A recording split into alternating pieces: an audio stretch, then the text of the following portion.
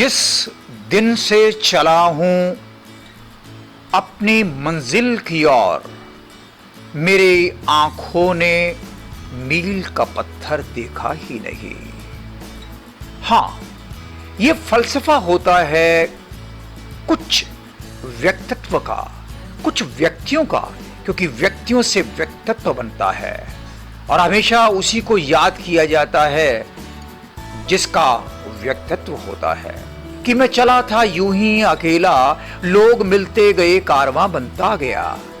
तो ये कारवां वही बनाता है जो चलता है, बढ़ता है, करता है, समझता है और फिर मंजिल की ओर बढ़ जाता है।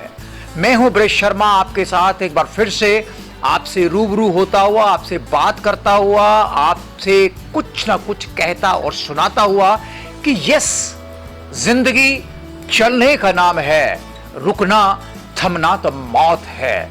और ये फलसफा पूरी जिंदगी के साथ ही चलता है। नई सुबह नई बात लेकर आती है, नई उमंग लेकर आती है। आज मैं साथियों आपसे एक ऐसे दंपति का परिचय करवाने जा रहा हूं, एक ऐसे युवा दंपति का परिचय करवाने जा रहा हूं जिन्होंने वास्तव में जो कहा वो किया। नमस्कार, मेरा नाम है गौरव और मैंने बीटेक किया है मैकेनिकल इंजीनियरिंग में। उसके बाद मैंने आईआईटी से एमएस किया है और रिसेंटली मैंने university of New South Wales Sydney से पीएचडी किया है। And after this I got Marie Curie fellowship and I will be working with KU Leuven in Belgium and an industry in Switzerland. शुक्रिया। ये गौरव का परिचय आपने सुना और इनकी शिक्षा के बारे में, ये विदेशों में जितना अपना सहयोग दे रहे हैं और आज भी वर्तमान में भी ये भारतीयता की बात भी करते हैं। लेकिन मेरे बिल्कुल ठीक उनकी बगल में उनकी धर्म पत्नी बैठी हुई हैं। आप हैं उत्तर प्रदेश से, लेकिन पूरा परिचय आप खुद देंगी। मेरा नाम रिचा है और मैं कानपुर से हूँ और मैंने अपना बैचलर्स और मास्टर्स कानपुर से किया और पीएचडी अभी मैं आईआईटी बॉम्बे से कर रही हूँ नैनो टेक्नोलॉजी में। अब आपने इनका परिचय सुना जो कि शिक्षा के संबंध में है, लेकिन इंसान का परिचय होता है उसके शिक्षा के साथ साथ वो किस स्तर की बात कर रहा है, किस सोच को लेकर बात कर रहा है और किस मंजिल पर पहुंचा है। जी हाँ, कहना और अमल करना दो अलग बात हुआ करती है, लेकिन इंसान उसे कहते हैं जो इंसानियत के साथ साथ आगे बढ़ने की बात करता है। गौरव से सबसे पहले बात करना चाहूंगा, गांव के एक पिता ने आपको संस्कार और विचार किस तरह से दिया? क्या आपने सिर्फ उनको देखा, समझा और फिर आगे बढ़े?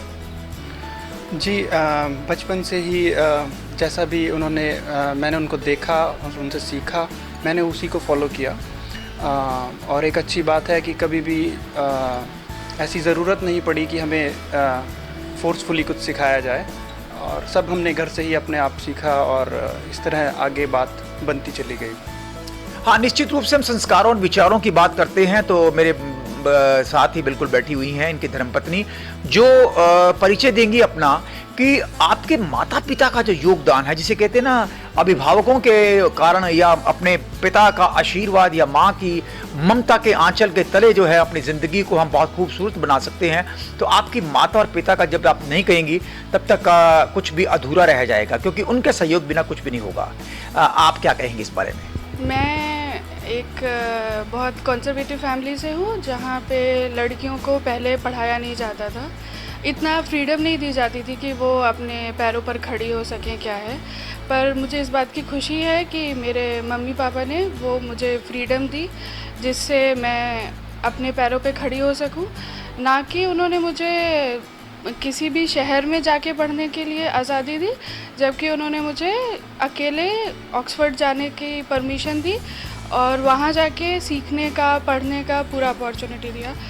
तो मेरा जो भी रहा है करियर में सब कुछ, तो उसमें मेनली मेरी मम्मी और मेरे पापा।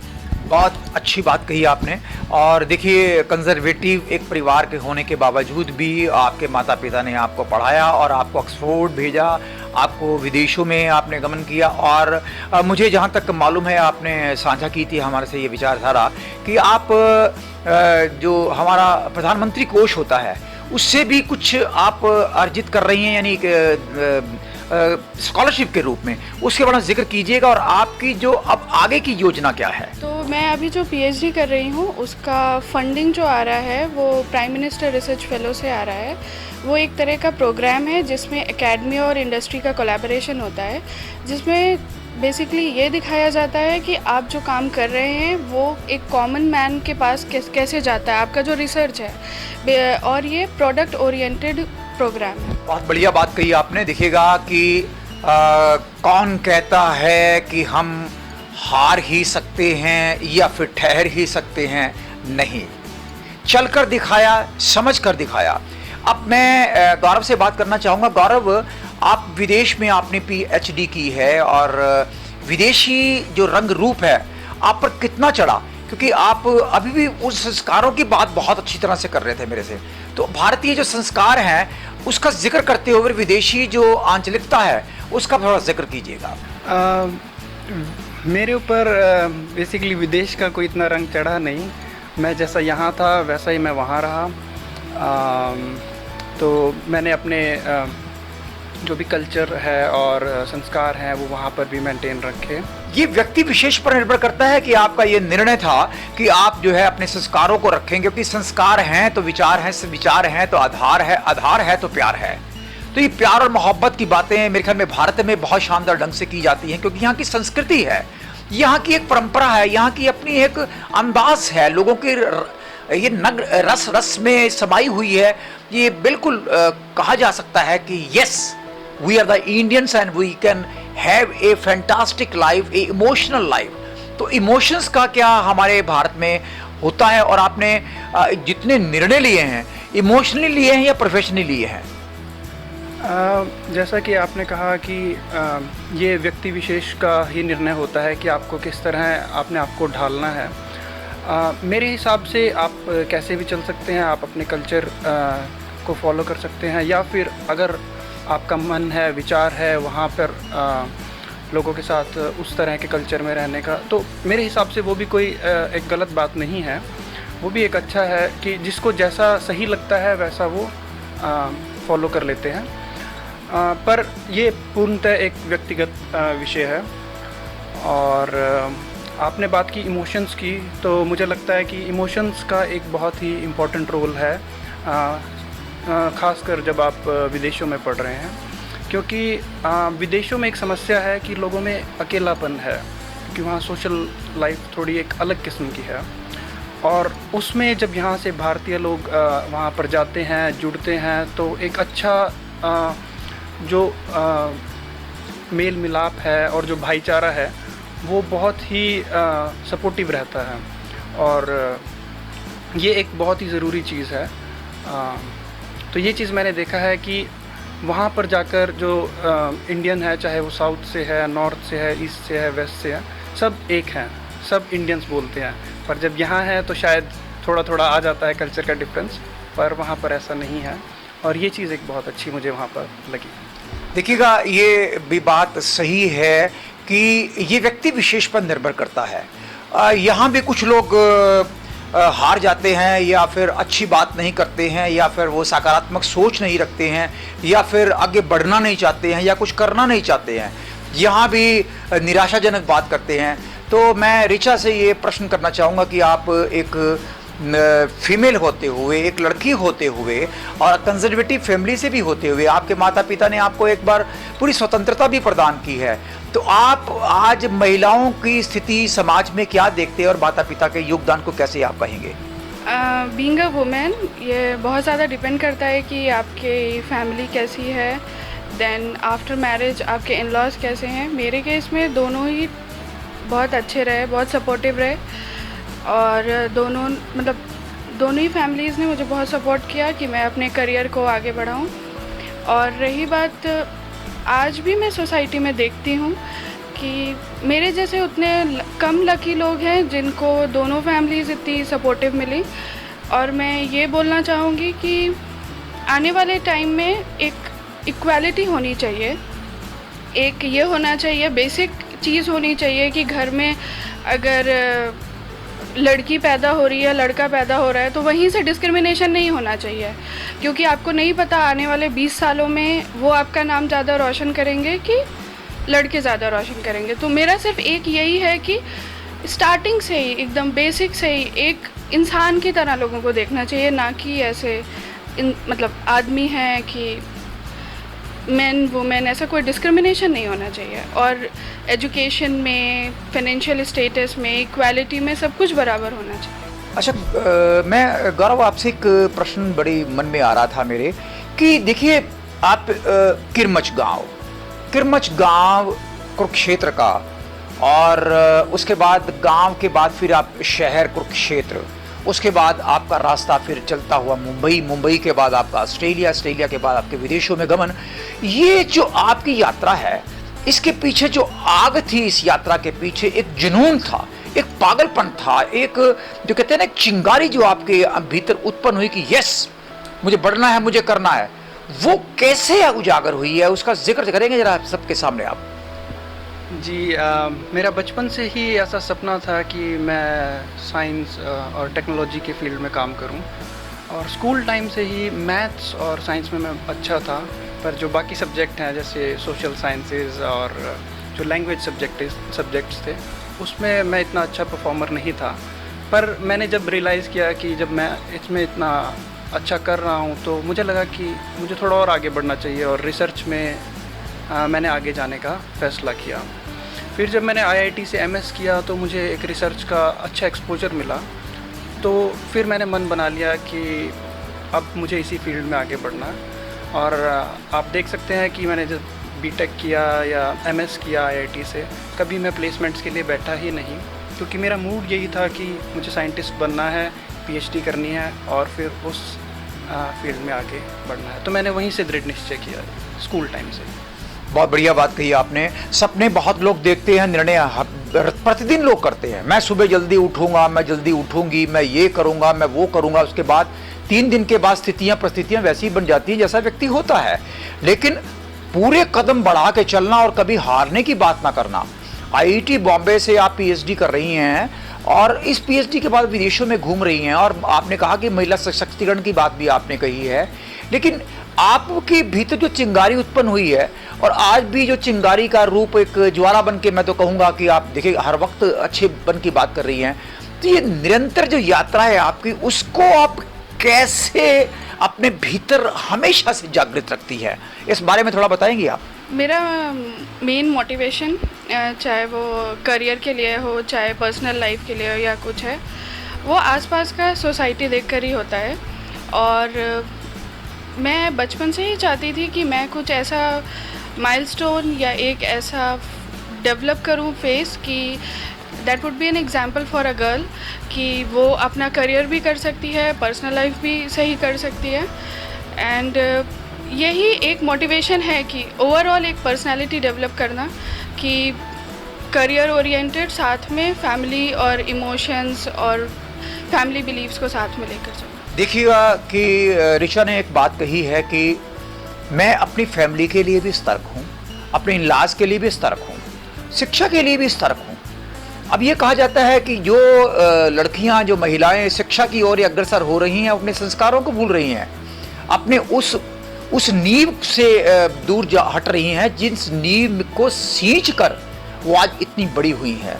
गौरव से भी ये प्रश्न करना चाहूँगा कि देखिए आज कुछ युवा भटके हुए भी हैं, वो अपने आप में वो ये समझ लेते हैं कि मैं इसके काबिल हूँ, वास्तव में वो उसकी दिशा में काम नहीं करते हैं।